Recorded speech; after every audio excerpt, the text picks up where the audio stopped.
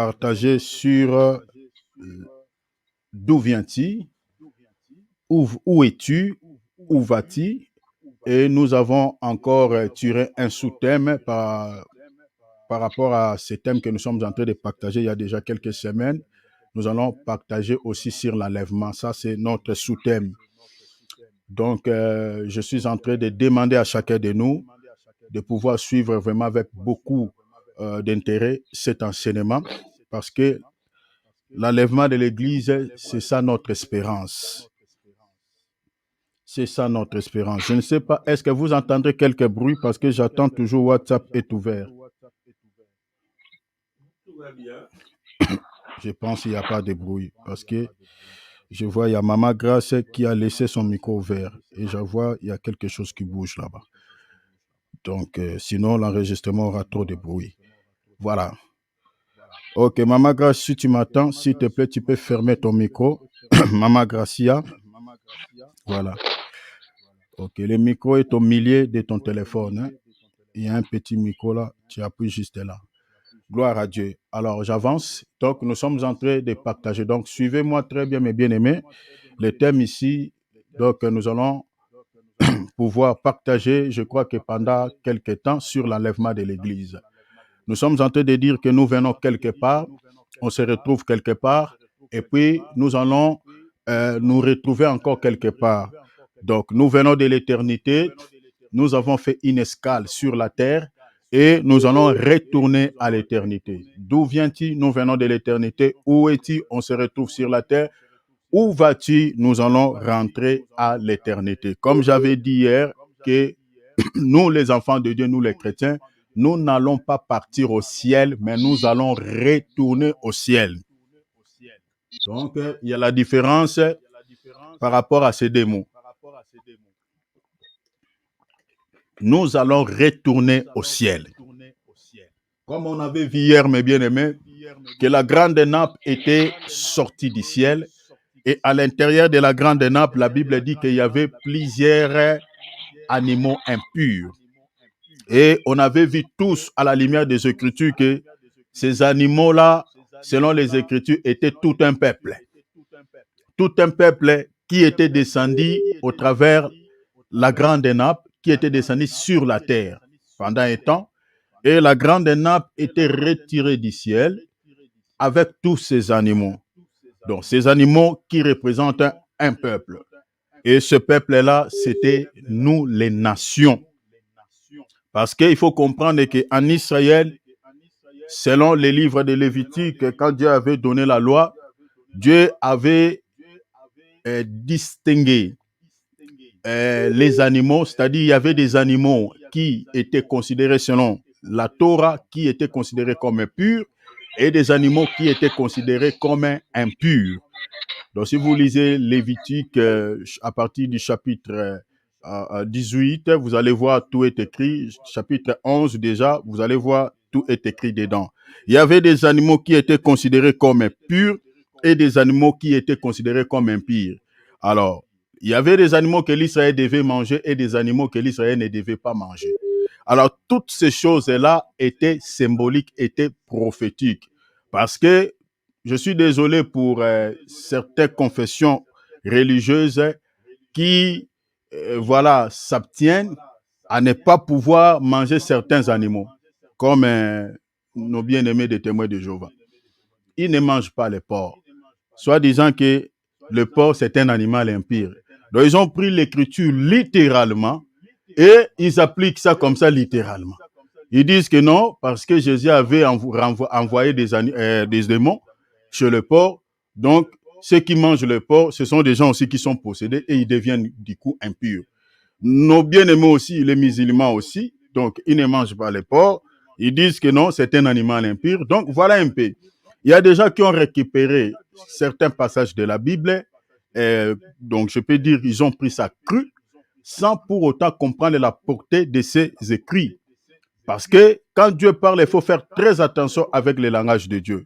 Même là, le livre de la Genèse, beaucoup, quand ils lisent ces livres, on parle de la création, ils pensent que voilà, la création là, c'est juste ce on voit dans le monde, ce qu'on constate sur la terre, les arbres, les animaux, toutes ces choses. Oui, c'est toutes ces choses que Dieu a créées parce que c'est lui qui a créé.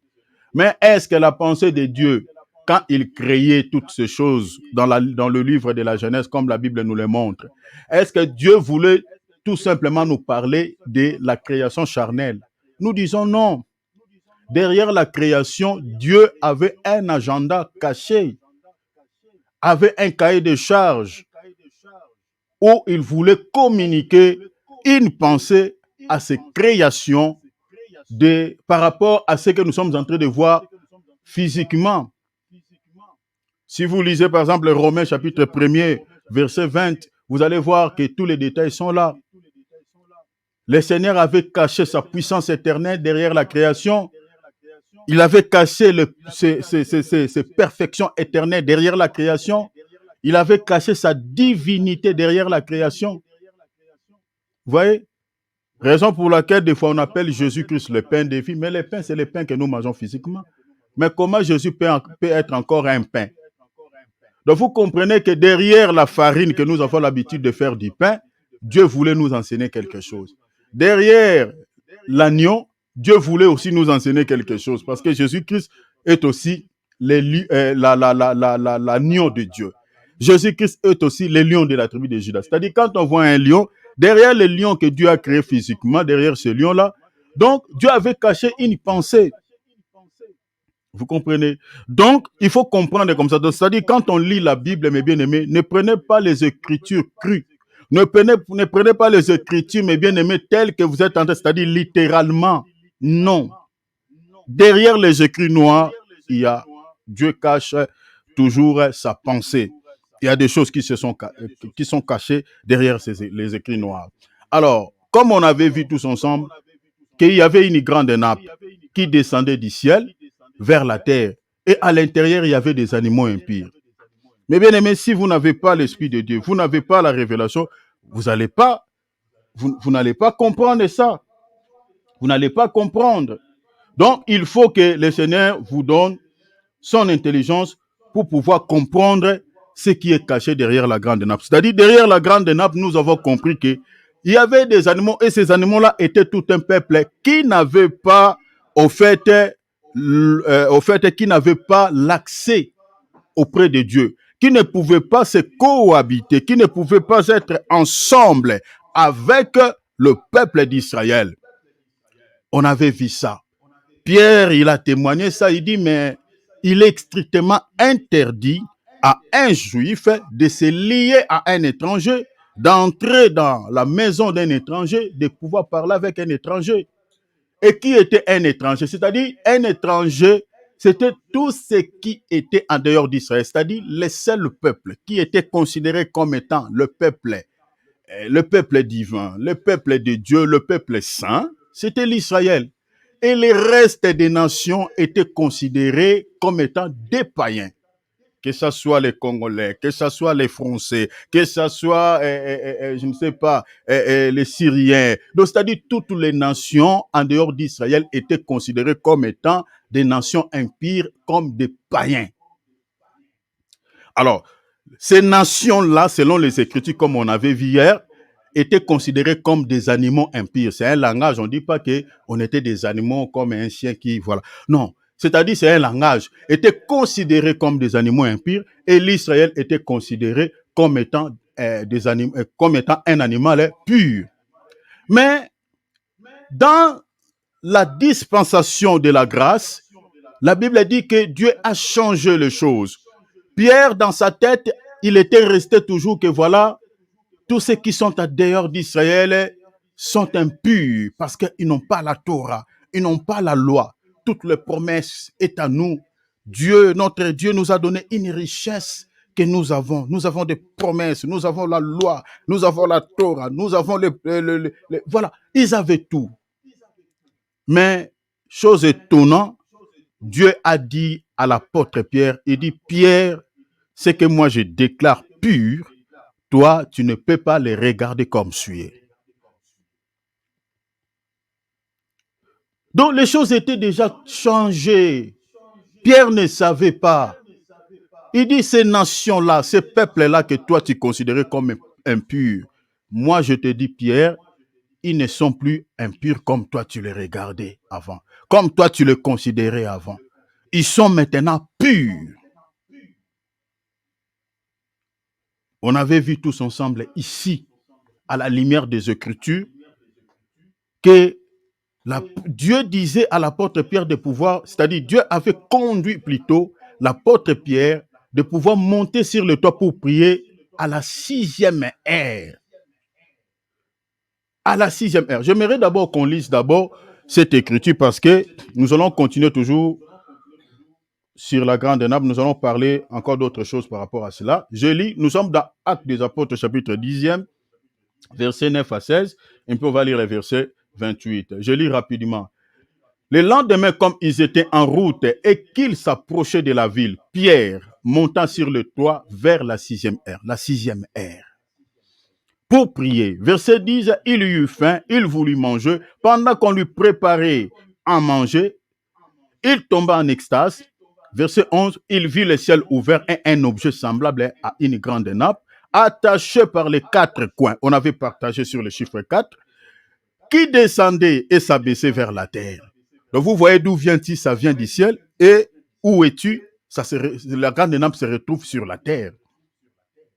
Et la Bible a dit dans le verset 12, et où se trouvaient tous les quadrupèdes et les reptiles de la terre et les oiseaux du ciel. Verset 13, on dit, une voix lui dit, la voix du Seigneur, lève-toi, Pierre, tu et mange. Verset 14, l'apôtre Pierre dit quoi? Oh, il dit, mais Pierre dit, non Seigneur, car je n'ai jamais rien mangé de souillé ni d'impur. C'est-à-dire, le verbe manger ici, dans un autre langage, selon l'interprétation de la Bible, c'est-à-dire, c'est de se lier aux païens ou à l'étranger.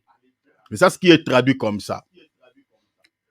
C'est ça ce que l'apôtre Paul a interprété dans les versets 28. C'est-à-dire, Dieu dit tu et mange, donc tuer et manger. C'est ça ce que l'apôtre Pierre interprète, c'est-à-dire c'est lié à un étranger. Et du coup, la voix a parlé plus de 3 fois.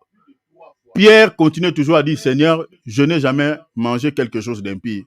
Et la Bible dit, la grande nappe se retira vers le ciel. On avait expliqué le 6e heure, pourquoi seulement c'était à la 6e heure que Pierre était monté pour prier.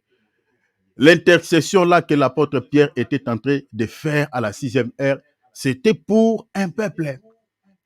Et à cette heure-là, c'était, comme on avait vu tous ensemble ici, qu'à la 6e heure, c'est le temps auquel notre Seigneur et Sauveur Jésus-Christ était crucifié à la croix pour pouvoir racheter ce peuple-là qui était privé de la grâce, qui n'avait pas incité en Israël, ce peuple-là qui était loin de Dieu.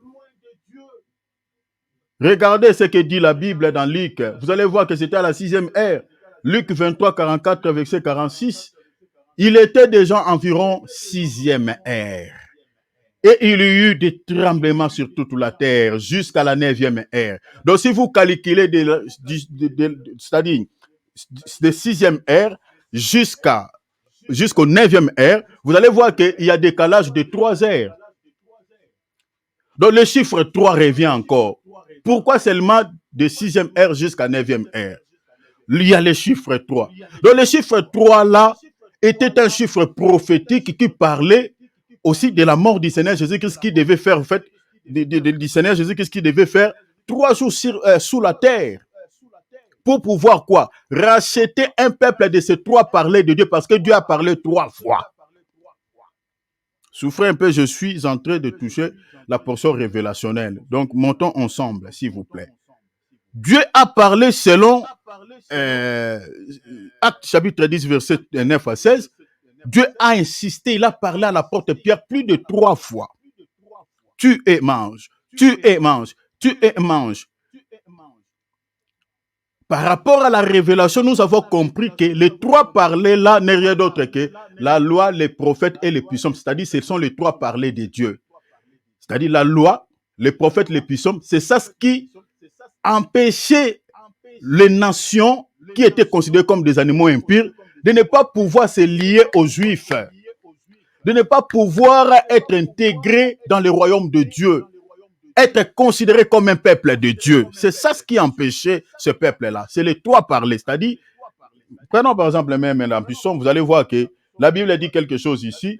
Dans Psaume, je lis Psaume chapitre 147, verset 20. La Bible dit, il n'a pas agi de même pour toutes les nations. C'est-à-dire, comme il agissait à l'Israël. La Bible dit, il n'a pas agi de même pour toutes les nations et elle ne connaissait point les ordonnances. Donc vous comprenez que les nations ne connaissaient pas la loi de Dieu. Les ordonnances, tout ce que Dieu avait donné à l'Israël, ce n'était pas pour nous les nations. Donc vous comprenez que la loi, les prophètes, les psaumes, c'est-à-dire les nations n'avaient pas part dans ces choses. Mais maintenant, comme c'était trois parlers, c'est-à-dire je dis la loi, les prophètes, les psaumes, donc c'est-à-dire les trois parlers de Dieu, c'est la raison pour laquelle le Seigneur devait aussi mourir, faire 3 heures, c'est-à-dire il y a eu le ténèbre. Pendant 3 heures du temps, ce chiffre-là parlait toujours de sa mort, c'est-à-dire le travail que le Seigneur Jésus-Christ devait accomplir pour pouvoir racheter ce peuple-là de ces trois parlers. Et sous la terre, il avait fait aussi 3 jours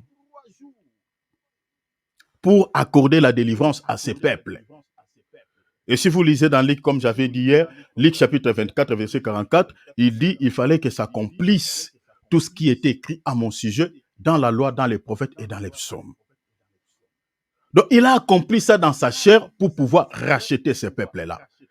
Et le Seigneur, il avait accompli cette mission à quel moment? C'était à la 6e heure. La raison pour laquelle nous sommes en train de voir ici Pierre, il montait sur le toit à la 6e heure. Et c'est à ce moment-là, le Seigneur est en train de lui montrer un peuple qui descend sur la grande nappe vers la terre. Et le Seigneur est en train de s'adresser à l'apôtre Pierre en disant que ce peuple que tu considérais comme impur ne sont plus impurs. Pourquoi? La 6e heure, comme je vous avais dit hier, la 6e heure par rapport à notre temps, c'est 12 heures, c'est midi. Donc, c'est-à-dire, c'est une dispensation auquel le Seigneur est en train de racheter un peuple de la loi et il les amène vers la grâce. Un peuple qui n'avait pas la grâce, ce peuple-là obtient la grâce de la part de Dieu. C'était à cette ère-là que nous avons reçu la grâce. Mais qu'est-ce qui nous empêchait de pouvoir, comme je viens de dire, qu'est-ce qui nous empêchait de ne pas pouvoir recevoir cette grâce, de ne pas pouvoir être considéré comme l'Israël? Je dis que c'était la loi. Et la loi ici dans la Bible est considérée aussi comme un voile. Et ce voile-là, c'est ça qui nous empêchait de ne pas pouvoir se lier à l'Israël, de ne pas pouvoir être considéré comme l'Israël.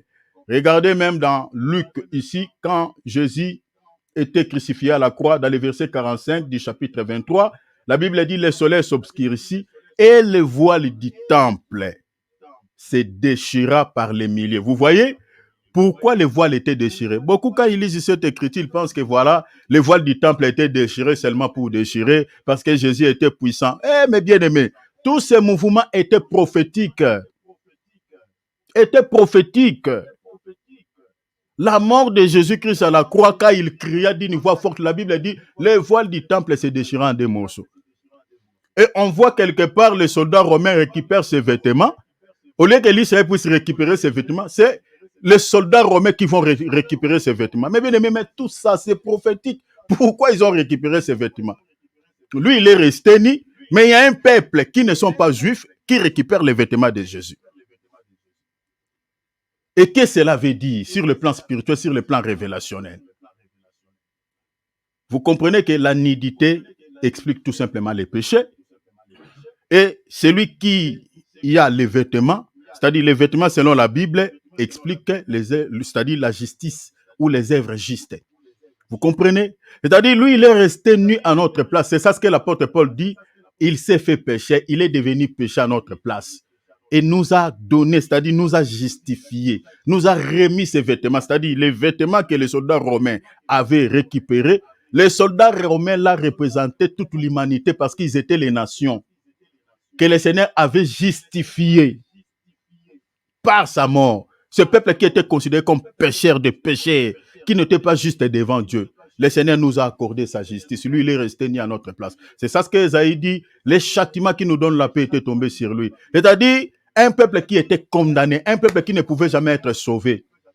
Mais il a porté tous nos poids. Nous a justifiés. C'est ça ce mouvement, même les soldats récupèrent ses vêtements. C'est-à-dire, ce peuple-là était justifié. Ce peuple qui était ni devait maintenant s'habiller. Et vous comprenez, on dit que le voile était déchiré au milieu par sa mort. Or, le voile est là, c'est ça ce que l'apôtre Paul dit dans 2 Corinthiens chapitre 3, verset 14 à 16. Ces voiles-là étaient considérés comme la loi. Dans le livre, l'épître aux Éphésiens chapitre 2, verset 3 à 17, vous allez voir que ces voiles-là, c'est ça ce qui séparait les nations et les peuples juifs. Voilà pourquoi Pierre est en train de dire, il dit, non Seigneur, moi je n'ai jamais mangé quelque chose d'impur. Mais après cette vision dans le verset 28, il est en train de s'adresser à ce peuple. Il dit, vous savez, la Bible dit, dans le verset 28, il dit, vous savez, l'air dit-il, qu'il est défendu à un juif de se lier avec un étranger. Souvenez, dit un étranger. Ou d'entrer chez lui. Mais Dieu m'a appris à ne regarder aucun homme comme sué comme impur.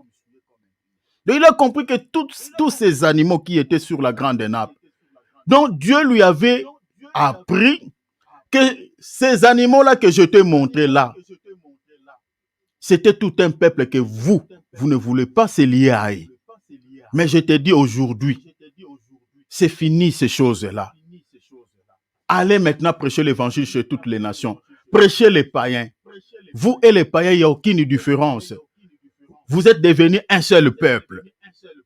C'est ça même ce que l'apôtre Paul dit dans l'épître aux Éphésiens chapitre 2. Regardez ce que l'apôtre Paul dit. Souffrez un peu avec la lecture, mais c'est vraiment très édifiant. C'est très, très riche. Il dit, je commence à partir du verset 13. Il dit, mais maintenant, en Jésus-Christ, vous qui étiez jadis éloignés, vous avez été rapprochés par le sang de Christ. Vous voyez, on était éloignés. Être éloigné de Dieu, c'est-à-dire être dans les péchés.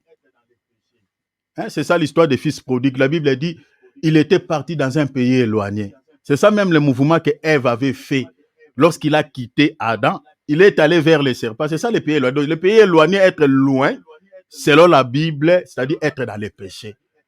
Parce que c'est le péché qui nous éloigne de Dieu. L'apôtre Paul dit, vous qui étiez jadis éloignés, vous avez été rapprochés. Mais nous nous sommes rapprochés. Comment? Il dit, vous êtes rapprochés par le sang de Christ. Vous voyez cela? C'est-à-dire, c'est le sang que le Seigneur avait versé sur la croix. Ce sang-là, le Seigneur avait versé cela pour nous. Nous qui étions éloignés, pour que nous puissions se rapprocher de Dieu.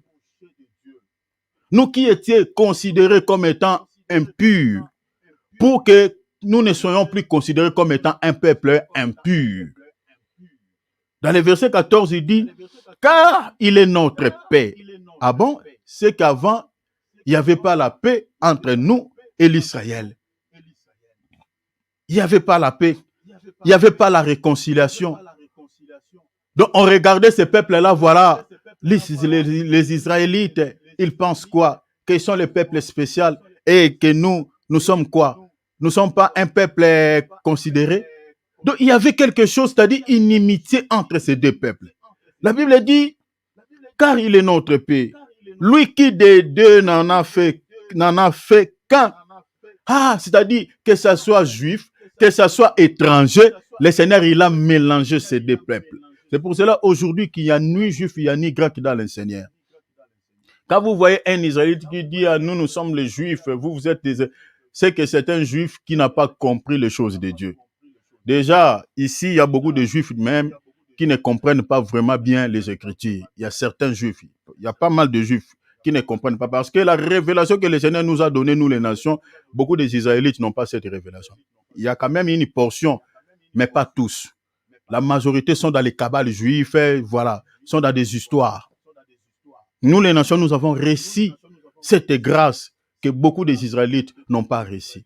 C'est pour ça que je suis désolé pour les hommes de Dieu qui vont... Bon, on peut aller à l'Israël pour aller regarder dans les cas de tourisme, aller peut-être regarder ces pays, voilà, quelques endroits où, qui sont restés comme, je peux dire, comme étant, comme on regarde hein, dans certains musées, on regarde certains endroits, voilà, Christ était il était enterré ici. Bon, ça, c'est la maison de Pierre. Ça, voilà, c'est la famille déjà. Bon, juste dans ces cadres-là.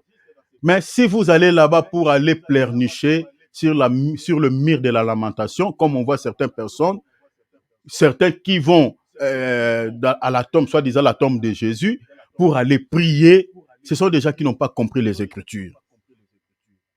Ce sont des gens qui n'ont pas compris. Il y a certains même qui vont là-bas pour aller récupérer l'eau de Jourdain. Mais tu vas faire quoi avec cette eau-là? Vous croyez qu'il y a l'onction dans cette eau-là? Donc il y a beaucoup de choses. Il y a des gens qui n'ont pas compris. Aujourd'hui, la grâce est chez les nations. La grâce n'est pas à l'Israël. L'Israël est sous le coup de la malédiction parce qu'il avait rejeté les messieurs. L'Israël dans la chair comme ça, est sous le coup de la malédiction. Le Seigneur va jeter encore un œil sur ce peuple-là le jour où l'Église va quitter. Parce qu'aujourd'hui, il est avec sa femme. L'Église, il ne regarde plus ce peuple parce qu'ils ont tué le Messie. Ils ont tué les prophètes. Ils avaient rejeté le Messie. Lisez Jean chapitre 1, non? Verset 11. Il est venu chez les siens. Les siens ne l'ont point reçu. Mais à tous ceux qui l'ont reçu, les a donné le pouvoir de devenir enfants de Dieu. Vous voyez la grâce? Donc, vu que les siens c'est l'Israël, vu que les siens l'ont rejeté, il a donné cette grâce à un autre peuple. Lisez même Matthieu 22, la parabole de quoi? La parabole, c'est-à-dire l'annonce de l'agneau. Hein? Lisez même ce Matthieu 22.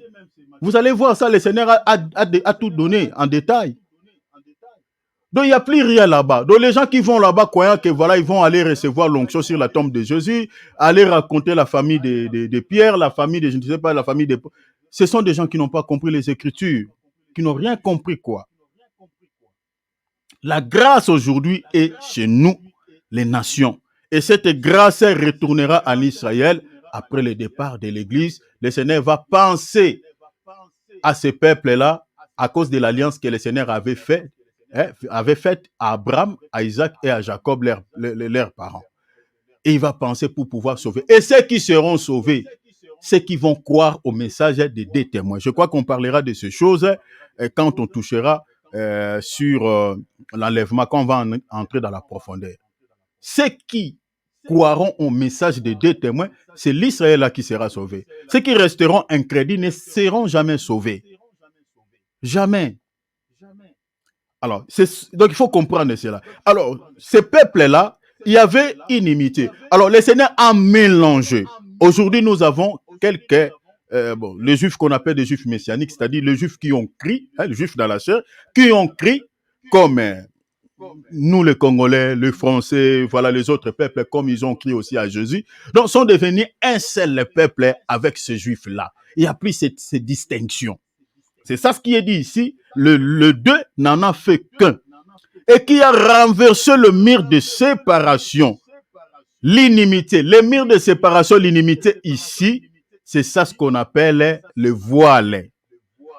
Donc c'est ça ce qu'il avait brisé à la croix. Vous allez comprendre ça ici. Parce que selon l'apôtre Paul dans 2 Corinthiens chapitre 3, verset 14 à 16, l'apôtre Paul représente le voile comme étant la loi de Moïse. Alors, dans Éphésiens ici, chapitre 2, dans le verset 15, la Bible dit, ayant anéanti par sa chair la loi, vous comprenez? Donc, c'est-à-dire l'inimité dont on parle ici, qui était représentée comme étant tout un mur, qui séparait les nations et l'Israël, le Seigneur par sa chair, par sa mort à la croix, la Bible dit, il a brisé cette inimitié qui était quoi? Les ordonnances ou des prescriptions que le Seigneur avait données en Israël.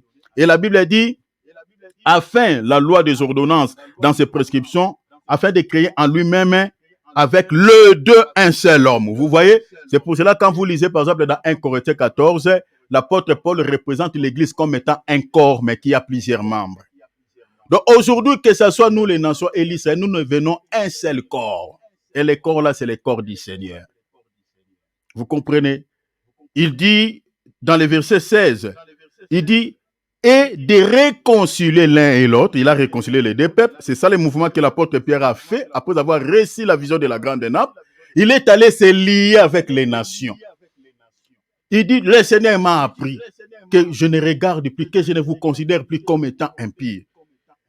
C'est-à-dire, le Seigneur nous a reliés, nous a unis.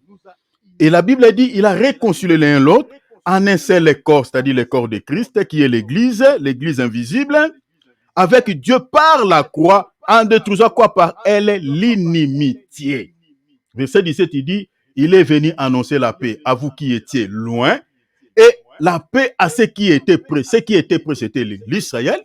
Ils étaient prêts par rapport à quoi? Parce que le Seigneur avait commencé ces choses avec eux. C'est à l'Israël que le Seigneur avait donné la loi, avait donné les ordonnances, avait donné toutes ses richesses. Mais ceux qui étaient là, c'était nous les nations. Mais quand le Seigneur est venu, il est venu annoncer la paix, c'est-à-dire à ceux qui étaient loin et à ceux qui étaient près. Il a mélangé ces deux peuples. Dans l'évangile que nous prêchons aujourd'hui, si vous lisez par exemple dans Éphésiens chapitre 6, verset, je crois, verset 15, la Bible a dit, c'est l'évangile de paix. C'est l'évangile de paix. Or, l'évangile de paix, c'est l'évangile christocentrique. C'est-à-dire, on retrouve à l'intérieur, au centre de cet évangile, le Christ. Voilà pourquoi, des fois, on s'étonne. Hein? Comme l'apôtre Paul dit dans Philippiens 3,18, il dit qu'il y a beaucoup qui marchent en ennemi de la croix de Christ. Là, ici, on ne prêche pas la croix. Les gens ne seront pas sauvés. Les gens ne seront pas réconciliés avec Dieu. La paix ne sera pas rétablie. L'évangile qui peut rétablir la paix entre humain et Dieu, c'est l'évangile de paix. L'évangile de paix, c'est-à-dire l'évangile christocentrique. Parce qu'il était venu annoncer la paix à ceux qui étaient là, c'est-à-dire les nations, ceux qui étaient dans les péchés, loin par rapport au péché, et ceux qui étaient prêts, que ce soit les juifs dans la chair. Ils ont besoin d'être prêchés par cet évangile. Annoncer l'évangile de paix, qui est christocentrique. Parlons de la mort de Jésus-Christ. Parlons de ce travail qu'il avait accompli à la croix pour que nous ayons la vie. Mais, chose étonnante, aujourd'hui, on est en train de distraire les enfants de Dieu avec des messages bon chic, bon genre. Les messages qui caressent au sens du poil. Les messages qui n'ont rien à voir avec les salis. Les messages qui sont liés au matuvi, qui sont liés aux choses de la terre. Je suis désolé. Et ce sont des églises où on retrouve beaucoup de personnes. Parce que c'est un évangile qui touche souvent aux problèmes charnels. Mais là où on touche l'âme, là où on soigne l'âme, il y a peu de gens. Il n'y a pas beaucoup de gens. C'est ça ce que le Seigneur dit. Large est la grande porte, la grande route. Il y a beaucoup de gens qui entrent par là. Mais étroite et resserrée, il y a peu de gens qui les trouvent. Étroite, c'est-à-dire, c'est là où on est en train de prêcher sur les salis. Parce que le Seigneur dit la porte étroite, c'est là où il y a la vie. Mais large, c'est le chemin de la perdition. C'est-à-dire, l'évangile qui caresse au sens de la chair, parce que la Bible dit l'affection de la chair, c'est la mort. C'est-à-dire, là où il n'y a pas la vie, là où on prêche des choses charnelles, c'est là où il y a beaucoup du monde. C'est ça large. C'est ça large. Mais là où on prêche la vie, on prêche la croix, on prêche les salis, c'est tellement étroit, les gens ne les supportent pas, les gens ne veulent pas. Mais cet évangile, on ne le prêche pas aussi pour tout le monde. On prêche seulement pour ceux qui sont brebis du Seigneur. Le Seigneur lui-même, il a dit, mes brebis entendent ma voix et me suivent. Donc celui qui n'est pas une brebis n'écoute pas la vraie évangile. Parce qu'un bouc ne peut pas écouter la voix du Seigneur.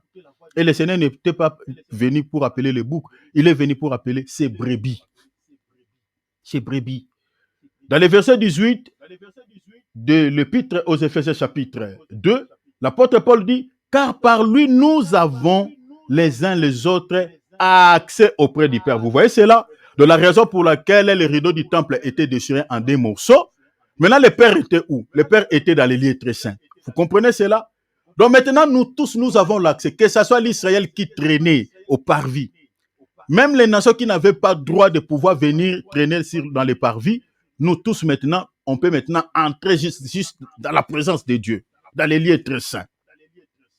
C'est pour ça dans les livres d'Apocalypse, la Bible dit, il nous a fait tous un royaume de sacrificateurs. Donc on n'a plus besoin d'un sacrificateur pour pouvoir aller, brûler un holocauste pour nous, Non, on n'a plus besoin de tout ça. Nous devenons tous des sacrificateurs et nous avons tous l'accès auprès de Dieu. On peut entrer dans les lieux très saints. La Bible a dit, nous avons accès auprès du Père dans un même esprit. Verset 19, regarde ce qu'il dit. Il dit, ainsi donc, vous n'êtes plus des étrangers. Ah, voilà. Alors qu'un étranger ne pouvait plus se lier à un juif. Il dit, vous n'êtes plus des étrangers. Ni les gens d'Idéor. On était des gens d'Idéor. Vous comprenez? On était les gens d'Idéor. Mais vous êtes concitoyens des saints, gens de la maison de Dieu. La maison de Dieu, c'est où? C'est le ciel. Nous sommes gens de la maison de Dieu. Voilà la raison pour laquelle la grande nappe était sortie d'où? Du ciel. Dans le palais de Dieu. On est devenus gens de la maison. Ici, j'explique la maison comme le ciel. Vous voyez, il est sorti là-bas. Elle est sortie là-bas. Elle descend vers la terre. Et elle était retournée dans le ciel. La grande nappe. On avait expliqué que cette grande nappe était attachée aux quatre coins. Elle était attachée par les quatre coins. On avait expliqué que le chiffre 4 parle de la totalité. Selon Apocalypse 7:1. Parle de la totalité. Or, le tout de l'évangile, c'est Matthieu, Marc, le tout, c'est-à-dire ceux qui ont parlé de la vie de Christ, comme j'avais dit hier, ce sont ces trois évangélistes, Matthieu, Marc, Luc et Jean. C'est-à-dire, en dehors de ces quatre évangiles, personne ne peut vous parler de la vie de Christ. Donc, c'est-à-dire, on comprend que la grande nappe, ce peuple-là, ce sont les peuples qui sont nourris de la parole de Christ, qui sont nourris par ces quatre évangiles, qui sont nourris par la vie de Christ. Par la vie de Christ. C'est un peuple sauvé, un peuple racheté. Parce que la naissance de Jésus, Jésus était né, la Bible dit, même le nom de Jésus veut dire sauver. Il était venu sauver. Sauver qui sauvait un peuple.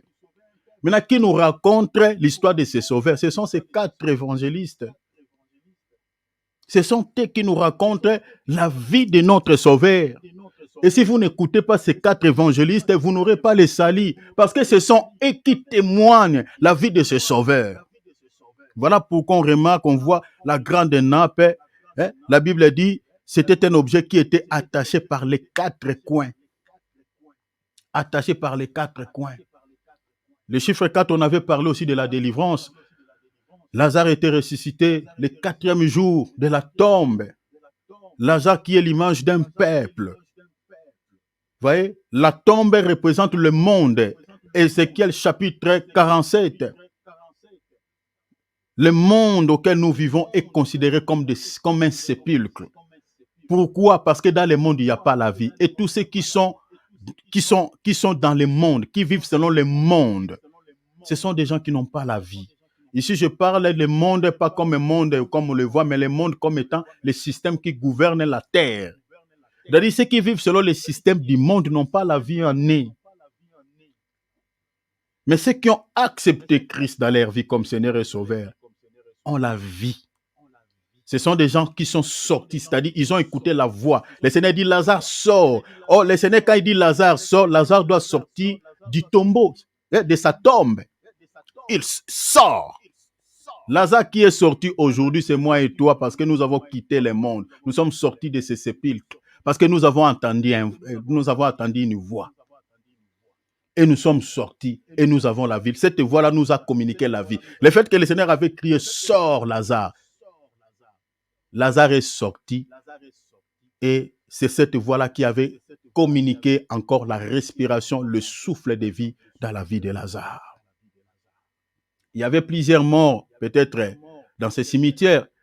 Mais ce n'est pas tous les morts qui avaient écouté la voix du Seigneur, sauf Lazare qui avait la capacité de discerner que ça, c'est la voix du Maître. C'est pour cela que le Seigneur dit, mes brebis entendent ma voix et me suivent. Lazare était une brebis. Même comme nous sommes en train de prêcher là, nous sommes en train de crier parce qu'aujourd'hui, le Seigneur Jésus-Christ, comme étant l'Esprit, comme étant le Saint-Esprit, aujourd'hui, il utilise des corps. Il crie, Lazare sort.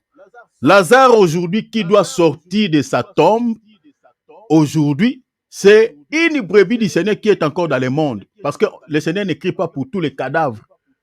Il appelle Lazare. C'est-à-dire l'évangile que nous sommes en train d'annoncer ici, c'est pour que ceux qui sont brebis puissent écouter la voix et qu'ils sortent du monde. Qu'ils sortent du monde pour pouvoir recevoir la vie. Mais combien de gens qui continuent à demeurer? Même il y a certains brebis qui continuent à se laisser dans des distractions. La grande nappe était retournée dans le ciel. Nous avions dit que la grande nappe, cet objet, c'est-à-dire quand on dit un objet semblable à la grande nappe, nous avions dit que cette grande nappe, c'est tout un homme. Cette grande nappe représente aussi la parole. Parce que si vous lisez bien les Écritures, vous allez voir que la Bible a dit personne n'est monté au ciel. Hein, comme on avait vu hier, on dit personne n'est monté au ciel. Mais personne n'est monté au ciel. Qui est monté au ciel alors? L'Écriture dit personne n'est monté au ciel. C'était dans Jean. Hein? Dans Jean chapitre, on avait lu ça hier. On dit personne n'est monté au ciel. J'aimerais lire encore cette écriture. On dit personne n'est monté au ciel si ce n'est le Fils de Dieu. Jean chapitre 3, verset 13. On dit personne n'est monté au ciel si ce n'est celui qui était descendu du ciel, le Fils de l'homme qui est dans les ciels. Donc vous comprenez que celui qui a la capacité de pouvoir descendre avec un peuple sur la terre et remonter avec ce peuple, ce n'est que le Seigneur Jésus-Christ. Même si vous lisez Éphésiens chapitre 4 à partir du verset 7, vous allez voir, c'est lui qui était monté avec tous les captifs dans les ciels et il est descendu avec ses captifs. Donc nous comprenons que pour pouvoir aller au ciel sans le Christ, que j'explique la grande nappe, mes bien-aimés, ce n'est pas possible. Ce n'est pas possible, il n'y a pas la vie. C'est-à-dire, en dehors de Jésus-Christ, il n'y a pas la vie. Personne ne verra Dieu. D'ailleurs, il a dit ça lui-même. Personne ne peut passer par les pères si ce n'est par les fils. Personne. On vous présente un prophète, on vous présente une statue, on dit que c'est ça votre Dieu. Bouddha, Mahomet, Marie, tout ça, toutes ces choses-là ne vous sauvera pas. Ne vous sauvera pas. Le salut n'est pas au nom, je ne sais pas, au nom de qui que ce soit. Le salut n'est pas même au nom du Père. Au nom du Père et du Fils et du Saint-Esprit. Le salut n'est pas ce nom-là, au nom du Père.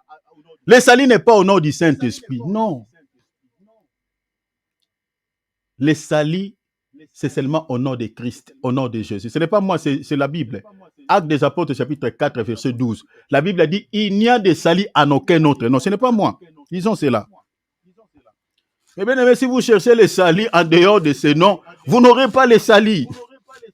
Vous n'aurez pas le salut. Actes chapitre 4, verset 12. Il n'y a de salut en aucun autre. Car il n'y a sous le ciel aucun autre nom qui est donné parmi les hommes par lesquels nous devions être sauvés. Il n'y a pas. Voilà pourquoi on baptise au nom de Jésus. Parce qu'il n'y a de salut qu'en ce nom. Ce n'est pas au nom du Père, ce n'est pas au nom du Saint, ce n'est pas au nom de Marie, ce n'est pas au nom de Bouddha. Si vous voulez hériter le ciel, vous voulez avoir la vie, l'apôtre Pierre a bien prêché. Il dit, il n'y a de salut en aucun autre nom, si ce n'est par le nom de Jésus. Donc vous comprenez que pour aller au ciel, Jésus-Christ maintenant devient comme état une échelle. Jésus devient comme une échelle qui peut vous permettre de pouvoir quoi? Accéder au ciel. Lisons d'abord une écriture. Lisons une écriture. J'aimerais qu'on lise une écriture. Nous sommes dans Genèse. Regardez, on va lire quelque chose ici. Nous sommes dans Genèse.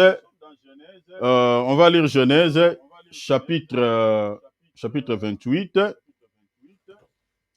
On va lire Genèse.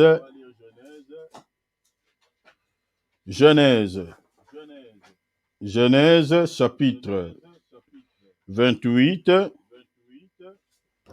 Voilà. Souffrez un peu. J'ai tellement de papiers ici. Des fois, quand on écrit des choses, des fois, on ne les retrouve plus. Nous sommes dans Genèse. Bon, j'aimerais qu'on lise dans la Bible pour gagner du temps. Genèse 28. Regardez, je vais lire rapidement dans Genèse. Genèse chapitre 28. Lisons les versets parce que j'avais écrit ça quelque part, mais j'ai oublié. Je ne le retrouve pas. Je lis le verset 12. Il y eut un songe. Il est là, c'est qui? C'est Jacob. Il y eut un songe. Et voici une échelle. Une échelle était appuyée sur la terre. L'échelle était appuyée sur la terre. Et son sommet touchait le ciel. Et voici les anges. On dit voici quoi? Voici les anges. Les anges là faisaient quoi? Les anges là étaient en train de faire le mouvement de monter et de descendre. Il dit quoi? Les anges de Dieu montaient et descendaient par cette échelle. Mais bien aimé, s'il n'y a pas l'interprétation de cette écriture ici, ça reste comme ça et on n'aura pas la vie. Jacob a vu un songe. Une échelle qui était appuyée sur la terre et le sommet de cette échelle, c'était vers les... Quelle est cette échelle qui peut toucher la terre et toucher en même temps le ciel? L'échelle est là. Quelle est cette échelle? Depuis que nous sommes là dans ce monde, mes bien-aimés, on n'a jamais vu une pareille chose. Mais je vous dis, au nom du Seigneur Jésus-Christ, il y a une échelle qui peut s'appuyer sur la terre et que son sommet touche le ciel. Et cette échelle-là peut permettre aux habitants de la terre de monter le ciel et revoir les pères et descendre encore. Nous allons découvrir cette échelle-là dans la Bible. Alors dans Jean. Regardez cette échelle dont la Bible parle, qui s'est appuyée sur la terre et son sommet touche le ciel. Et on voyait les anges, retenez, hein, les anges montaient et descendaient. On va expliquer toutes ces choses. Regardez. Je suis en train d'expliquer la grande nappe comme étant le Seigneur Jésus-Christ. Donc, gardez ça par cœur. Comme étant le Seigneur Jésus-Christ. Il est la grande nappe. Regardez ce qu'il dit, la Bible. Je suis dans Jean chapitre 1, verset 51. Et il lui dit, c'est Jésus. Il parle à qui? Il parle à Nathanaël. Il lui dit, en vérité, vous verrez désormais les anges, vous verrez désormais le ciel ouvert. Vous voyez cela? Et les anges de Dieu monter et descendre sur qui? Sur les... Alléluia. Sur les fils de l'homme. Dans les mouvements que Jacob avait vu dans une vision, que les anges montaient au ciel et descendaient vers la terre sur cette échelle. Ici, le Seigneur est en train de se présenter comme étant une échelle qui va permettre aux anges de Dieu de pouvoir monter vers l'échelle et descendre. Donc nous avons compris que par rapport à cette écriture, la vision que Jacob avait vue, cette vision-là parlait de Jésus-Christ. C'est lui, la véritable échelle qui peut toucher la terre, en même temps son sommet touche le ciel, qui peut permettre aux anges de Dieu de quitter la terre et de pouvoir accéder au ciel. C'est lui l'échelle. C'est-à-dire, si vous voulez monter au ciel, il n'y en a pas des échelles. La Bible, d'ailleurs, ne présente pas des échelles, 3 échelles. Il n'y en a qu'une seule. Il n'y en a pas 2, il n'y en a pas 3. C'est ça ce que la Bible dit. C'est-à-dire, en dehors de lui, il n'y a des salis. Il n'y a des salis. Mais bien aimé, la Bible est tellement magnifique. Donc, vous comprenez qu'en dehors de Christ, Bouddha ne peut jamais vous accorder les salis. Non plus Mahomet, non plus Marie. Donc, c'est-à-dire, personne ne peut vous accorder des salis en dehors de Christ. La Bible dit, il n'y a des salis en dehors de lui. Donc, il est l'échelle qui peut vous permettre de quitter la terre et de pouvoir aller au ciel. Donc, l'échelle est là, c'est ça la grande nappe, qui peut vous aider de quitter la terre pour aller au ciel. Mais la Bible nous dit, c'est les anges de Dieu qui montent. C'est les anges de Dieu. Mais quels sont ces anges-là? Les anges habitent au ciel, non? Les anges, l'air demeure, c'est au ciel. Mais ici, selon ce texte, les anges ne viennent pas du ciel, mais les anges quittent la terre, ils montent au ciel et ils descendent. Donc vous comprenez que les anges dont on parle ici, ce ne sont pas des créatures célestes, mais ce sont des créatures terrestres. Parce qu'ils quittent la terre vers les ciels. Si c'était les anges comme créatures célestes, devaient quitter le ciel, descendre vers la terre. Quels sont ces anges? Vous devez déjà comprendre dans la Bible, mes bien-aimés, un ange, c'est un vent. Selon la Bible, un ange, c'est un vent. Regardez, Hébreux chapitre 1. Un ange, c'est un vent. Hébreux chapitre 1. Suivez-moi ici très bien, je vais vous expliquer quelque chose par la grâce de Dieu ici. Un ange est un vent. Je suis dans Hébreux 1,7. De plus, il dit de ses anges, celui qui fait de ses anges des vents. Vous voyez cela? Donc, un ange est un vent. Or, un vent dans la Bible, quand on parle du vent, c'est-à-dire c'est une personne qui est née de l'esprit. Cette personne-là est considérée comme étant un vent. Donc, en d'autres termes, c'est un ange. Je ne sais pas si vous avez saisi ce que je dis. Je dis que la Bible parle dans Hébreux 1,7 que les anges sont des vents. Or, selon toujours la Bible, celui qui est né de l'esprit est un vent. Je suis dans Jean chapitre 3, non? Lisons Jean chapitre 3. Lisons seulement un seul verset. Le verset combien? Lisons le verset 8. On dit, le vent souffle où il veut et tu entends les bruits, mais tu ne sais d'où il vient ni où il va. Il en est ainsi de tout homme qui est né de l'esprit, donc né du Saint-Esprit. Vous avez vu ça? Donc, c'est-à-dire celui qui est né du Saint-Esprit, selon la Bible, est un vent. En d'autres termes, est un ange.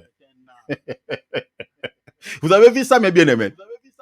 Donc, c'est-à-dire les anges que Jacob avait vus dans une vision, qui montaient vers le ciel sur une échelle, les anges là, c'était tout un peuple qui quittait la terre.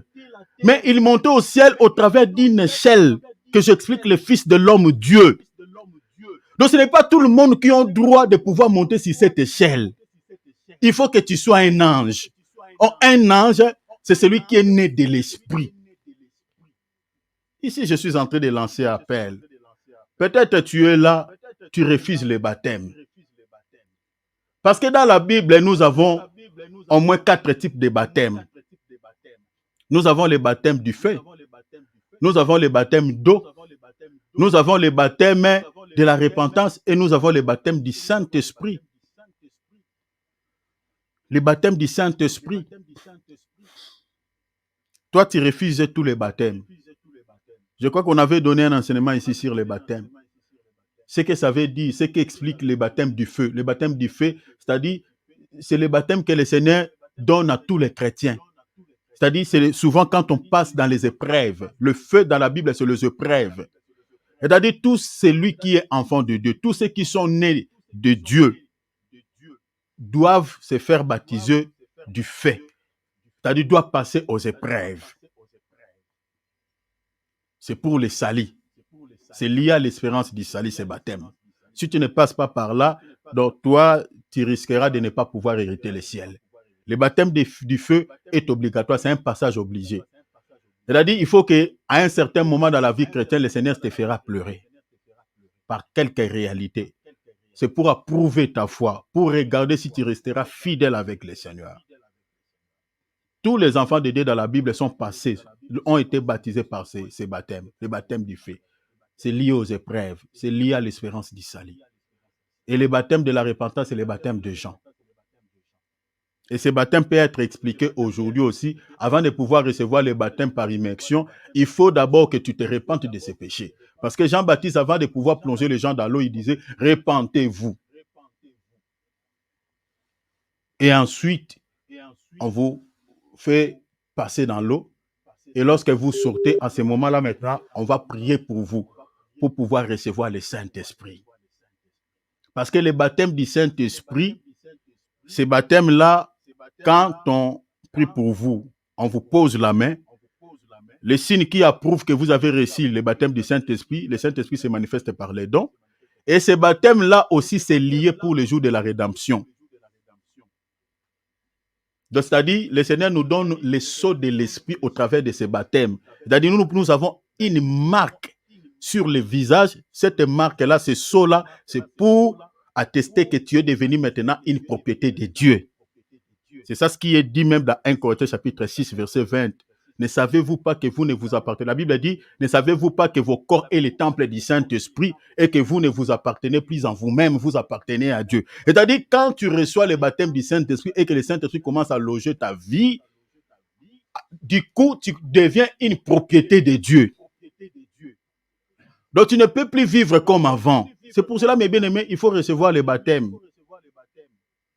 Il faut recevoir le baptême. C'est très important. C'est lié au salut aussi. C'est très important, le baptême de l'esprit. Donc, quand tu reçois le baptême de l'esprit, tu es considéré comme un vent, tu es considéré comme un ange. À ce moment-là, tu as maintenant droit, tu as l'accès de pouvoir monter sur l'échelle, c'est-à-dire sur les fils de l'homme pour pouvoir aller au ciel. Donc, vous comprenez que ceux qui n'ont pas encore reçu le baptême, ceux qui n'ont jamais été baptisés du Saint-Esprit, donc le Seigneur ne les considère pas comme des anges. Le Seigneur ne les considère pas comme le vent. Le Seigneur ne les considère pas et ils n'ont pas accès sur l'échelle. Ils ne peuvent pas monter sur l'échelle. Parce que ceux qui montent sur l'échelle, ce sont les anges. Or, pour devenir un ange, il faut foi, il faut naître de nouveau. Lisez Jean chapitre 3 à partir du premier verset jusqu'au verset 8. Il faut naître de nouveau. Passer par l'eau des baptêmes. Mais je ne sais pas, peut-être tu nous écoutes. Est-ce que tu as déjà reçu les baptêmes? Les baptêmes dont tu n'as pas reçu. Les baptêmes de la repentance non plus.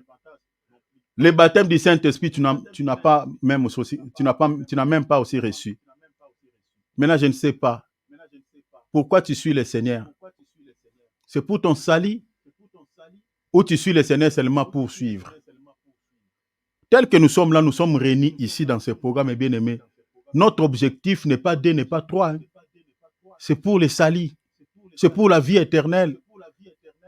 C'est ça, mes bien-aimés, l'objectif qui nous, c'est-à-dire qui fait de sorte que nous soyons ensemble, que nous puissions prier ensemble, que nous puissions passer des temps comme ça. Mais bien aimé, on pouvait se laisser peut-être dans d'autres choses, mais nous avons tout abandonné pour pouvoir écouter la parole. Mais l'objectif, c'est pour les salir. Mais peut-être tu es là, mais tu refuses les baptêmes, tu refuses, je ne sais pas, tu refuses tout ça.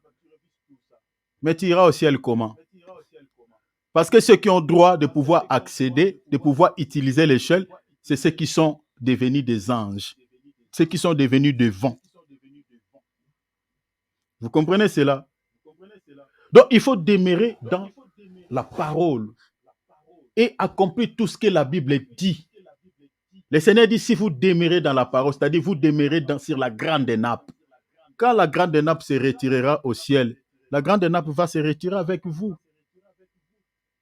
Mais si tu te laisses traîner par des distractions, par quel moyen tu seras sauvé? Par quel moyen tu hériteras le ciel? Impossible. Le Seigneur t'interpelle ce soir. Si tu n'as pas reçu les baptêmes, cherchez les hommes de Dieu te faire baptiser. Si tu traînes encore dans des petits péchés, le Seigneur te tend la main. Ce message est venu pour pouvoir t'interpeller. Est venu pour pouvoir t'interpeller, te ramener vers le droit chemin. Ce message n'est pas pour tout le monde, mais c'est pour toi parce que tu es une brebis du Seigneur. Le Seigneur veut sauver ta vie. Personne ne connaît le jour de son départ. Le Seigneur revient très bientôt. L'enlèvement de l'Église aura lieu très bientôt. Tous les signes qui caractérisent l'enlèvement de l'Église, mes bien-aimés, sont bel et bien accomplis. Sont bel et bien accomplis. Le Seigneur a parlé des bruits de guerre, il a parlé de la famine, il a parlé des tremblements de terre, il a parlé des guerres, il a parlé de toutes ces choses, des signes dans le ciel, il a parlé des pestes. Qu'est-ce qu'on n'a pas vu par rapport à tout ce que le Seigneur a dit dans Matthieu 24? Qu'est-ce qu'on n'a pas vu? On a vu toutes ces choses. Chaque début d'année, il y a toujours un tremblement de terre qui doit avoir lieu quelque part. Chaque début, je ne sais pas si l'année 2022, je me trompe, mais chaque année au moins, et c'est souvent au début de l'année. Je crois l'année 2021 ou l'année 2022, c'était, je crois, en Éthiopie, voilà, qui avait fait beaucoup de morts. Et cette année encore, au début de cette année, toujours janvier et février, Turquie, Syrie, plus de 30 000. Quand les médias disent 30 000, donc ça c'est ce qui est connu. Il faut maintenant doubler ces chiffres. Donc c'est-à-dire plus de 60 000 personnes qui ont été tuées par les tremblements de terre. Ce sont des signes qui annoncent le retour du Seigneur. Qui annonce le retour du Seigneur. L'enlèvement de l'Église aura lieu bientôt. Le Seigneur a dit, quand vous verrez toutes ces choses, Matthieu 24 et 33, quand vous verrez toutes ces choses, sachez-les bel et bien que je suis proche à la porte. Mais les gens écoutent. On parle là, les gens écoutent. Mais après avoir fini ces messages, tu retournes dans tes choses. Le salut est entre tes mains. Le Seigneur dit, voici je mets des chemins devant vous. Le chemin de la vie et le chemin de la mort. Il dit, choisis. C'est à toi de choisir. Tu écoutes la parole. Tu passes le temps avec nous ici. Mais essaie un peu de changer. Essaie un peu de se conformer à la parole. Essaie, fournis un peu des efforts. Ne pensez pas que le Seigneur viendra tout le temps te parler à l'oreille, te bousculer là. Non. C'est à toi maintenant de prendre une décision, de pouvoir se conformer à la parole. Tu te laisses trop dans des distractions inutiles, dans des futilités. Cela ne te dit rien. Comment tu veux que le Seigneur te parle? Comment? La parole est prêchée. Applique. La Bible dit, ne vous bornez pas seulement à écouter, mais mettez en pratique. La grande nappe qui retourne au ciel, je dis que c'est la parole. Et cette parole retournera au ciel. Mais cette parole, avant de retourner au ciel, va retourner avec les gens, comme on a vu dans la vision de l'apôtre Pierre. Mais est-ce que toi, tu gardes la parole pour que cette parole te sauve le jour de l'enlèvement? Tu gardes cette parole dans ton cœur. Tu la gardes. Tu peux être hypocrite devant les hommes, mais si tu es hypocrite devant Dieu, qu'est-ce que tu fais? Tu fais rien, le Seigneur te connaît. Change. Change, fais un effort. Le royaume des cieux est pour ceux qui sont humbles. Quand tu te mets toujours dans une position, tu dis, bon, je suis en train de voir, je vais regarder. La Bible dit, rachetez le temps car les jours sont mauvais. Ce que tu peux faire aujourd'hui ne les rapporte pas demain. La Bible dit, tu ne sais pas ce qu'un jour peut affronter pour vous. On est là. Hein? 2021, c'était comme ça. On était là tranquillement avec nos projets. Bouh, coronavirus est sorti. On était tous enfermés. Le voyage était annulé. On était tous bloqués dans les maisons. Ah, moi j'aime sortir. Toi, tu aimes sortir, mais sortez. Le corona t'attend à la porte. Les gens ne sortaient pas. Ah, moi j'aimais ça souvent étouffer. Tout le monde a les masques. Tout le monde portait les masques. Vous voyez, ça c'est le monde. Tu ne sais pas ce qu'un jour peut affronter. Personne ne connaît son lendemain. Ce que tu veux faire aujourd'hui, fais-le. Le Seigneur t'interpelle, arrange ta vie, mets ta vie en ordre. Rejette ton orgueil, rejette ça. Ça te mènera nulle part. Prends ton intelligence, ta sagesse, ta connaissance, mettez ça à côté. Écoute cette parole avec simplicité de cœur. Reçois l'évangile avec un cœur simple. Le royaume est pour ceux qui sont considérés comme des petits. Pas ceux qui se considèrent comme des vieux, comme des grands. Non. Ce sont les gens-là que le Seigneur viendra chercher. Qui acceptent la parole avec un cœur simple, un cœur doux. Je m'arrête ici. La grande nappe va retourner au ciel très bientôt. Très, très bientôt. Nous sommes en train d'annoncer. Le Seigneur nous a donné quelques messages dans des visions qu'il est tout proche. Il est proche à la porte. Nous sommes minuit moins une minute. Très bientôt, il y a un éboulement. Il y a un événement qui va se passer dans ce monde. Les signes sont là. Les signes, je vous dis, sont là. Ne prenez pas à la légère tout ce qui se passe à travers le monde, tout ce que nous écoutons dans les informations, tout ce qui est en train de frapper nos pays. Ne prenez pas ça à la légère. Il y a Union européenne, Union africaine, Union, bah, les unions là. C'est-à-dire le monde est en train d'aller dans un seul point de convergence pour pouvoir élever quoi? Un seul gouvernement mondial. Et à la tête de ce gouvernement qui sera là, c'est l'homme providentiel, l'homme impie, c'est lui qui va gouverner. Très bientôt, le gouvernement de l'Antichrist se mettra en place. C'est là où nous sommes en train d'aller. Voilà pourquoi on a créé beaucoup de soucis à travers le monde. Des guerres, ça et là, des famines, des pestes, beaucoup de soucis. Pour qu'il y ait une raison, bon, voilà, évitons tous ces querelles, évitons tout ça là. Voilà, il faut créer une solution. Nous voulons mettre. C'est-à-dire, on est en train de nous amener vers la tour de Babel, où à la tête, il y aura un émiraude, c'est-à-dire l'antichrist qui va diriger. Retenez ce que je vous dis, chers enfants de Dieu. Je m'arrête ici, nous allons prier. Demandons la grâce de Dieu. Si tu n'es pas encore baptisé, si tu traînes encore dans des distractions, demande l'aide de Dieu. L'enlèvement de l'Église, on attend le retour du Seigneur Jésus-Christ, mais l'enlèvement de l'Église peut aussi intervenir pour chacun de nous d'une manière ou d'une autre, c'est-à-dire par la mort. Là, c'est fini. Pour toi, Jésus revient. Toi, tu es déjà parti avant nous. Et personne ne connaît le jour de son départ. Donc, ça ne sert à rien de continuer de vivre selon le monde. Depuis que tu vis selon le monde, qu'est-ce que tu gagnes? Tu as tout goûté dans ce monde. Tu as goûté toutes les femmes. Tu as goûté tous les hommes. Tu as goûté tout ce qu'on mange dans ce monde. Tu as goûté tout. Tu as fait tout. Maintenant, tu cherches quoi encore? Les Seigneur te laisse encore en vie. Hein. Il y a d'autres qui sont partis par les sida. Il y a d'autres qui sont morts par, je ne sais pas, par beaucoup de soucis. Mais toi, malgré tout ce que tu as fait dans ce monde, le Seigneur te garde. C'est que le Seigneur veut te sauver.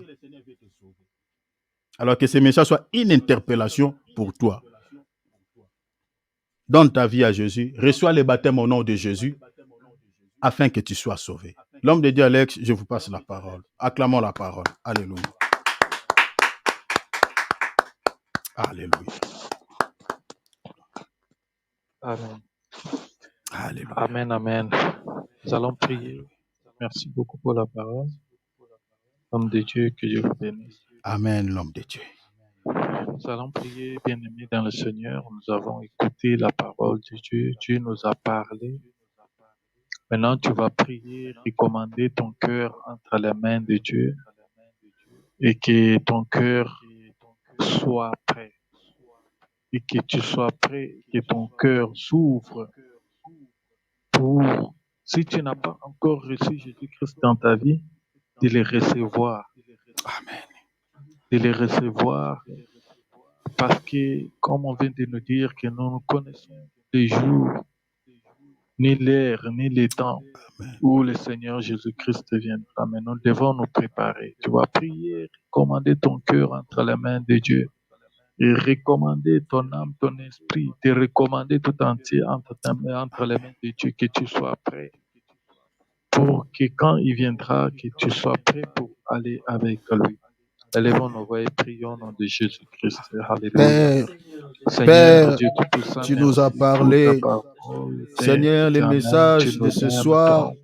tu nous as tous interpellés, Oh Yahweh. Jésus-Christ, Seigneur, que te nous puissions demandons, mettre nos vies en ordre, que nous puissions arranger toi, nos tu es le vies. Dieu qui nous aime, Seigneur, qui nous oh aime, Jésus, sauve-nous, notre Dieu. nous puissions Tout seul, on n'y arrivera pas. Sans ton aide, Seigneur, on n'y arrivera pas. Seigneur, aide-nous, notre Dieu. Aide chacun de nous à marcher dans la crainte de ton nom. Aide chacun de nous à se conformer selon la parole. Aide chacun de nous à marcher, Seigneur, dans une vie de sainteté. Seigneur, aide-nous, notre Dieu. Ce soir, tu nous as interpellés. Ce soir, tu nous as parlé. Tu veux que nous menions une vie de la crainte de notre Seigneur. Tu veux que nous menions une vie de la sainteté. Tu veux que, Seigneur, nous ne puissions pas vivre comme ceux du monde. Parce que, Seigneur, nous sommes un peuple mis à part. Parce que nous sommes un peuple racheté par le sang précieux de Jésus. Nous sommes les brebis du Seigneur. Nous avons été appelés à l'acquisition d'Israël et non à la condamnation. Seigneur, donnez à chacun de nous la force. Ce message est venu pour nous interpeller. Ce message est venu, Seigneur, pour nous ramener dans le droit chemin. Ce message est venu, Seigneur, pour que, Seigneur, nous vivions, Seigneur, et non selon la chair, mais selon le Seigneur. Seigneur, donne la force à chacun. Seigneur, donne la force à chacun de nous. Nous voulons vivre selon ta parole. Nous voulons se comporter, Seigneur, selon les Écritures. Aidez-nous, notre Dieu. Aidez-nous, notre Dieu, à vivre non selon la chair, mais à vivre selon l'esprit. À vivre non selon le monde, mais à vivre selon Dieu. Seigneur, s'il te plaît, accorde la force à chacun de pouvoir abandonner un péché quelconque. Accorde la force à chacun de pouvoir vivre dans la prière, de pouvoir prier, de pouvoir lire la parole, de pouvoir méditer, de pouvoir marcher dans la sainteté, dans la sanctification. Seigneur, la Bible dit, très très bientôt, l'enlèvement de l'Église interviendra. Très très bientôt, Seigneur, tu viendras nous chercher. Seigneur, tu viendras chercher ceux qui sont prêts. Seigneur, tu viendras chercher ceux qui lavent les robes. Seigneur, tu viendras chercher ceux qui se sanctifient. Parce que tu as dit dans les Écritures, sans laquelle personne ne verra le Seigneur. Oh notre Dieu, sauve-nous, Papa. Sauve-nous, Papa. Sauve-nous, Père. Au nom de Jésus. Au nom de Jésus. Au nom de Jésus. Oh notre Dieu, que ta grâce, au nom de Jésus, que ta grâce, au nom de Jésus, soit béni, Père éternel. Merveilleux Dieu.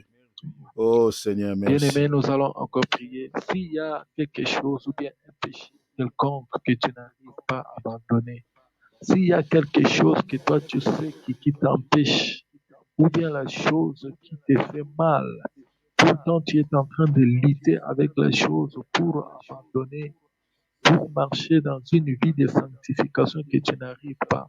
Tu vas prier maintenant, demander l'aide de la part de Dieu. Tu vas demander l'aide et que Dieu puisse t'aider pour abandonner cela, afin que tu sois sauvé. Prions au nom de Jésus-Christ. Alléluia. Seigneur notre Dieu, Yahweh, tu es Yahweh, notre Yahweh, Père, Yahweh, tu es notre Sauveur. Oh Père, s'il te plaît, aidez-nous, Seigneur, aidez mes bien-aimés, ceux qui ont des faiblesses dans la chair, ceux qui ont quelques faiblesses. Seigneur, je te prie, Seigneur, accorde-nous la force. Oh mon Dieu, même moi qui a donné ces messages, Seigneur, donne-moi la force, Seigneur, de pouvoir se conformer à ta parole, Seigneur, de pouvoir abandonner quelques faiblesses de la chair, de pouvoir, Seigneur, vivre selon la parole, vivre selon les Écritures. Aidez-moi, Seigneur, ces messages que tu as donnés, c'est pour moi aussi, c'est pour mes frères, c'est pour mes soeurs. Donne la force à chacun de nous, donne la force à chacun de nous de pouvoir haïr, de pouvoir détester tous les péchés. La Bible dit, la crainte de l'Éternel, c'est la haine du mal. La crainte de Dieu, c'est la haine du mal. Sème dans nos cœurs la haine du péché. Sème dans nos cœurs la haine du péché. Seigneur, nous ne voulons pas avoir le goût des péchés. Oh mon Dieu, oh mon Dieu, oh mon Dieu. Donnez la force, Seigneur, à ceux qui te demandent. Parce que la Bible dit, tu donnes la force à ceux qui sont fatigués. Tu donnes la vigueur à ceux qui sont tombés à défiance. Donne la force, Seigneur, à chacun de nous. La force, Seigneur, de vaincre le mal. La force, Jésus, de vaincre le péché, de détester le mal. Au nom de Jésus. Au nom de Jésus. Seigneur, sauve. Sauve-nous. Sauve nos vies. Sauve nos âmes. Au nom merveilleux de Jésus-Christ. Oh Père, sois béni. Merci pour ta parole. Alléluia. Merci pour ta parole. Je remets la parole à l'évangéliste pour clôturer ce moment. Alléluia. Seigneur, je te loue, je te bénis, Papa. Le message de ce soir, Seigneur, était venu pour pouvoir nous ramener dans le droit chemin. Seigneur, tu nous as parlé, tu nous as interpellés tous pour que nous mettions, Seigneur, nos vies en ordre, Seigneur, parce que tu as dit dans ta parole, bientôt, très, très bientôt, tu reviens pour pouvoir chercher ton Église, pour pouvoir, Seigneur, nous récupérer et nous protéger, Seigneur, dans les cieux, pour que nous ne puissions pas vivre, Seigneur, subir la sentence, le jugement de Dieu qui va frapper ce monde, Seigneur, très très bientôt. Seigneur, Seigneur, Seigneur, sauve-nous. Donne la force, Papa, à chacun de nous. Je sais que parmi nous, il y a encore d'autres, Seigneur, qui continuent à vivre selon le monde. Il y a d'autres, Seigneur, qui vivent dans l'endurcissement du cœur. Il y a d'autres, Seigneur, qui vivent selon, Seigneur, les désirs charnels. Mais, Seigneur, tu nous as interpellés tous ce soir pour que nous quittions, Seigneur, cette vie charnelle, cette vie diabolique, cette vie du monde, pour que nous menions, Seigneur, une vie digne des enfants de Dieu, une vie qui se conforme à la parole, Seigneur, pour que, Seigneur, ce jour-là, que nous ne soyons pas surpris. Aidez chacun, Seigneur. La Bible dit, tu transformes des cœurs de pierre à un cœur de chair. Seigneur, là où il y avait l'incrédulité, je brise cette incrédulité. Au nom de Jésus, donne-nous, Seigneur, un cœur de chair, un cœur qui peut se convertir, un cœur qui peut écouter la parole avec douceur, un cœur qui peut écouter la parole, Seigneur, avec, Seigneur, beaucoup de douceur, pour que, Seigneur, que cette parole puisse demeurer et que nous les mettions aussi, Seigneur, en pratique, parce que, Seigneur, c'est au travers de cette parole que nous serons sauvés. Père, aide-nous. Si tu ne nous donnes pas la force, personne ne peut nous donner la force. La Bible a dit, tu donnes la force à celui qui est fatigué. Il y a parmi nous, Seigneur, ceux qui sont dans des fatigues. Sur le plan spirituel, il y a des lourdeurs qui n'arrivent pas, Seigneur, à vivre selon le Seigneur. Mais donne la force à ceux qui sont faibles. Donne la force à ceux qui sont tombés à défiance. Au nom de Jésus. Les esprits, Père, qui empêchaient, les esprits, Seigneur, qui dérangeaient tes enfants, Seigneur, les esprits de la maladie, les esprits des problèmes, les esprits des morts, les esprits des soucis, les esprits de différents problèmes, j'ordonne maintenant à tous ces esprits, par les noms puissants, par les noms glorieux, à ces esprits de relâcher nos vies maintenant au nom de Jésus. Quitte et partez. Tout esprit de maladie, quitte au nom de Jésus. Tout esprit de problème, tout esprit de la maladie, sort au nom de Jésus. Père, que cette parole nous délivre de tout souci. Tout ce qui était bloqué, tous les domaines qui étaient bloqués, tout ce qui était enfermé, qui était, Seigneur, suspendu, Seigneur, par les esprits méchants, les esprits les esprits de suivi, les esprits de contrôle, les esprits de problèmes, j'ordonne maintenant, Seigneur, étant que ton ministre, à tous ces esprits, de relâcher la vie de tes enfants, au nom de Jésus. Bah! Allez-vous-en dans les Lézarides. Seigneur, sauve, délivre, au nom du Seigneur Jésus. Accorde-nous, Seigneur, ton salut. Accorde-nous ta paix. Accorde-nous, Seigneur, même ton pardon. Accorde-nous, Seigneur, ta grâce. Accorde-nous ta bénédiction. Accorde-nous ton succès. Accorde-nous ta réussite. Accorde-nous, Seigneur, tout ce dont, Seigneur, nous en avons besoin. Au nom de Jésus-Christ, nous remettons le reste de ce programme entre tes saintes mains. Dors avec nous, Seigneur, nous remettons cette nuit entre tes saintes mains. Parle-nous au travers des songes et des visions. Nous voulons écouter ta voix. Nous voulons entendre ta voix. Seigneur, si tu tardes à venir, nous voulons rester sur la grande nappe. Nous ne voulons pas quitter, s'il te plaît, Père, la grande nappe, qui est l'image de la parole. Nous voulons rester là-dedans. Parce que quand cette parole retournera au ciel, que cette parole retourne avec nous. Au nom de Jésus-Christ. À toi l'honneur et la gloire. Je remets, Seigneur, le reste de ce programme entre tes mains. Tous tes serviteurs, toutes tes servantes entre tes saintes mains. Ton serviteur Jétro qui va intervenir jeudi, vendredi entre tes saintes mains. Seigneur, je remets toutes choses entre tes saintes mains. Donne-nous la force à faire toujours ce programme. Préserve-nous du malin. Je sais que ce que nous sommes en train de faire, l'ennemi n'est pas content, n'est pas d'accord. Mais Seigneur, on s'en fiche de lui. Seigneur, toi, tu nous as rachetés, tu as payé un grand prix. Et tout ce que nous pouvons faire, Seigneur, faire comme tu avais fait. Prêcher aussi, pour que les âmes soient sauvées. Parce que nous aussi, nous avons été prêchés, Seigneur, par ceux qui ont été prêchés, ceux qui ont été sauvés. Seigneur, nous voulons aussi sauver les âmes, comme tu as dit dans la parole, comme le Père vous a réconcilié, le Seigneur vous a réconcilié avec le Père. Je vous donne aussi, je vous confie aussi le ministère de réconciliation, de réconcilier le monde avec le Père. C'est ça ce que nous sommes en train de faire. Père, accorde-nous toujours la force et préserve-nous du malin. Au nom de Jésus, que toute la gloire et l'honneur te soient rendus. Dans le nom précieux du Seigneur Jésus-Christ que nous avons ainsi prié. Amen. Acclamons le Seigneur. Gloire à Dieu. Gloire à Dieu. Gloire à Dieu. Voilà, chers enfants de Dieu, on arrive à la fin de notre temps de prière. Demain, c'est à 20h30. Donc demain, mes bien-aimés, je vais directement toucher sur l'enlèvement. Je parlerai du coup sur l'enlèvement de l'Église. Donc, mes bien-aimés, il y a beaucoup de grandes lignes que je préparais. Donc, je vous invite vraiment à être à l'air pour que nous puissions commencer, mes bien-aimés, cet enseignement. Alors, jeudi, vendredi, c'est l'homme de Dieu, Jétro, qui va aussi parler sur l'enlèvement, mes bien-aimés.